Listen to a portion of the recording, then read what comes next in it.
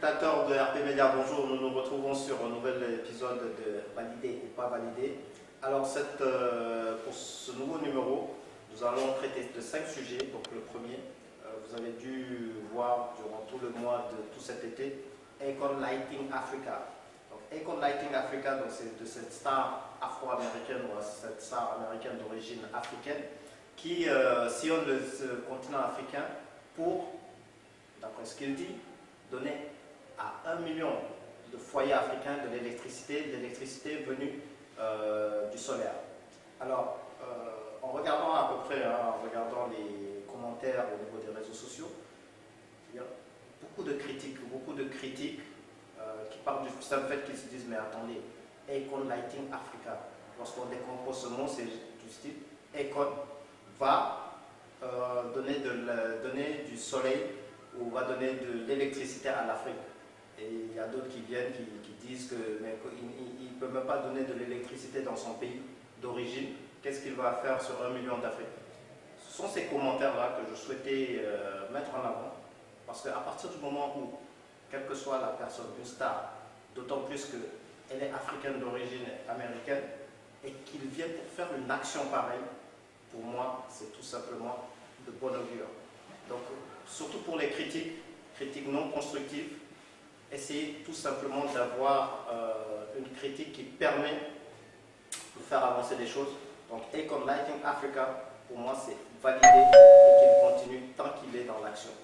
Alors, deuxième sujet, l'Éthiopie. L'Éthiopie qui va se doter donc d'une centrale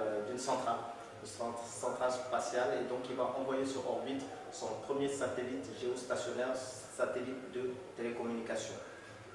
Alors on voit venir tout de suite les critiques qui disent que bon, c'est pas vraiment une priorité d'envoyer pour 3 milliards un satellite, d'autant plus que la priorité serait plus dans le développement, dans le social. Alors on comprend une fois, si un pays peut mettre 3 milliards pour non seulement être indépendant au niveau télécommunication, de pouvoir contrôler son information et même ses frontières, rien que pour ça, maintenant, si c'est pour juste se doter, comme la RDC, et je vous laisse juste regarder les images où la fusée me montre pour plus de 1 million de dollars, une fusée qui n'avance que de quelques centimètres, là effectivement, ça posera débat. Mais je valide le fait que l'Éthiopie mette 3 milliards pour envoyer son premier satellite géostationnaire. Troisième sujet.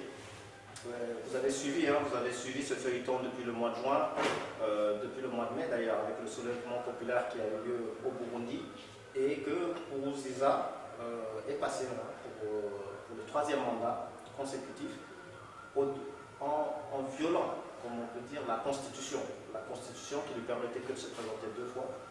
Mais bon, comme un roi, il a changé à son avantage les statuts de sa Constitution. Et pour ça, pas validé. Je reprends toujours cette expression de Barack Obama qui disait « Les institutions doivent être plus fortes que l'homme et surtout que lui-même, en se présentant pour une 3e mandat aux États-Unis, il pouvait gagner.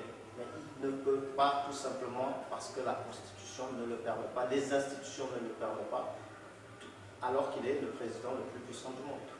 Donc, pour Nkurunziza, pas valider son 3e mandat.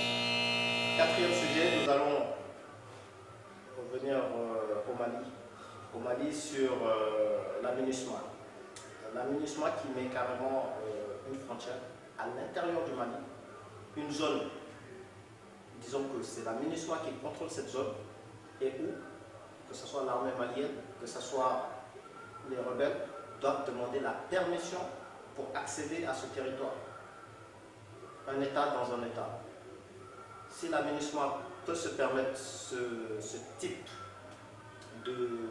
d'action, je valide. Valider, parce que tout simplement ça met en avant la faiblesse du gouvernement malien. Ça met en exergue et ça met aussi en avant la faiblesse tout simplement des forces armées maliennes.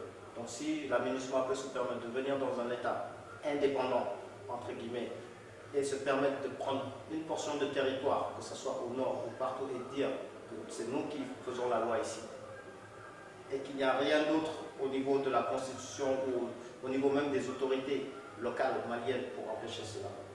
Validé. Cinquième et dernier sujet, on reste toujours au Mali. Ça concerne l'hôpital Gabriel Touré. On précise bien l'hôpital Gabriel Touré qui est le plus grand hôpital public du Mali. Vous arrivez à cet hôpital, même moi je suis ému, même en vous le disant, c'est la saleté, les ordures, les odeurs, le manque d'hygiène total dans cet hôpital. Et pour vous faire soigner, on est obligé carrément de payer. Et mieux, on va vous démarcher pour vous emmener les propres médecins qui sont à l'hôpital Gabriel Touré. Les médecins vont vous démarcher pour vous amener dans une clinique où ils sont salariés. Et si jamais ils n'arrivent pas à vous soigner et que vous êtes condamné, on vous renvoie à l'hôpital public pour tout simplement soigner les statistiques de la clinique. Pour moi, non seulement c'est pour un pays comme le Mali et pour le plus grand hôpital, ce n'est pas du tout normal. Et rien que pour ça, non validé. Voilà, donc c'était le numéro 2, donc de valider ou pas valider. Comme toujours, vous pouvez valider ça sur le site web, sur rpmedia.com, sur le Twitter, @rpmedia avec S, et même sur les comptes Facebook. Donc, je vous retrouve pour une prochaine valider ou pas valider.